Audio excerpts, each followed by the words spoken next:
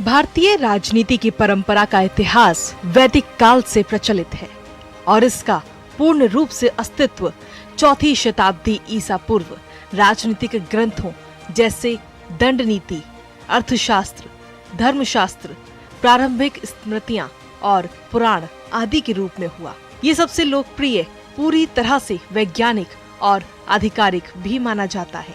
आचार्य कौटिल्य लगभग 350 से 275 ईसा पूर्व भारतीय सम्राट चंद्रगुप्त के मुख्य सलाहकार थे और कौटिल्य ही प्रसिद्ध ग्रंथ अर्थशास्त्र के रचनाकार हैं। अर्थशास्त्र में आंतरिक प्रशासन, सीमावर्ती राज्यों के साथ संबंध, संगठन, गुप्त संचालन, अर्थव्यवस्था, कूटनीति आदि का विशद वर्णन है। कौटिल्य द्वारा दिए गए सिद्धांत, उपकरण और प्रबंधन के दृष्टिकोण आज के समय में भी प्रासंगिक और उपयुक्त हैं। भारतीय ज्ञान परंपरा में अर्थशास्त्र में वर्णित चतुर्विध उपाय यानी साम, दाम, दंड भेद का विशेष महत्व है। वस्तुतः युद्ध अथवा मतभेद होने पर पहले 3 दृष्टिकोण प्रस्तावित किए हैं, जो हैं साम, दाम और दंड।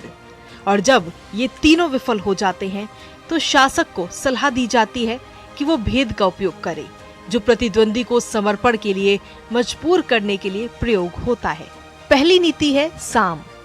साम शब्द का तात्पर्य है समाधान अथवा धैर्य। 2 शासकों में असहमति होने पर जब झगड़े बढ़ जाते हैं तो दोनों पक्ष परस्पर मैत्रीपूर्ण और निष्पक्ष रूप से चर्चा और विचारों का आदान प्रदान कर समस्या का समाधान निकालते हैं और एक दूसरे का दृष्टिकोण समझते हैं। दूसरी नीति है दाम। दाम का अर्थ है वश में करना। यदि बातचीत कर समस्या का हल नहीं निकल रहा हो तो अगला कदम दूसरे पक्ष को लाभ प्रदान कराना ही दाम नीति है। बलिष्ठ शासक को भूमि भाग, धन आदि देना ही कौटिल्य के अनुसार दाम है। तीसरी नीति अथवा उपाय है दंड। कई बार ऐसा भी होता है जब साम और दाम कार्य नहीं करते। ऐसे समय में अपनी शक्ति, बल अथवा सेना का प्रदर्शन करना ही दंड है। कहा गया है दंडस्य ही भयात् सर्वम जगत भोगाय कल्प्यते, अर्थात दंड के भय से ही लोग अधर्म करने से बचते हैं। चतुर्थ नीति है भेद नीति। राजनीति और राजनीति के प्रकरणों में जब अंतिम संकल्प युद्ध हो जाए तो भेद नीति उपयोगी है। हालांकि ये नीति प्रोत्साहित नहीं की गई क्योंकि इसका सीधा मतलब है फूट डालकर राज करना। कौटिल्य द्वारा दिए गए क्रम में इन चरणों को लागू करने में सक्षम होने के लिए शासक को अत्यधिक धैर्य और दृढ़ता की आवश्यकता होती है। वर्तमान समय में हम थॉमस और किलमन द्वारा दिए गए 5 दृष्टिकोणों का उपयोग करते हैं, जो है अवॉइडिंग यानी टालना, कंपेटिंग यानी प्रतिस्पर्धा करना, कोलैबोरेटिंग यानी सहयोग करना, एकोमोडेटिंग यानी समायोजन करना और कॉम्प्रोमाइजिंग यानी समझौता करना।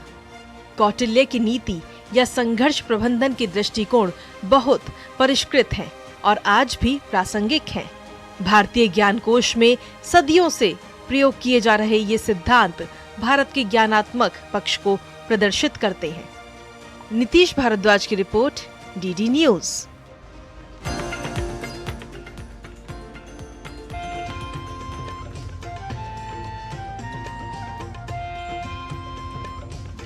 अब बात स्वास्थ्य की। बेहतर जीवन के लिए न केवल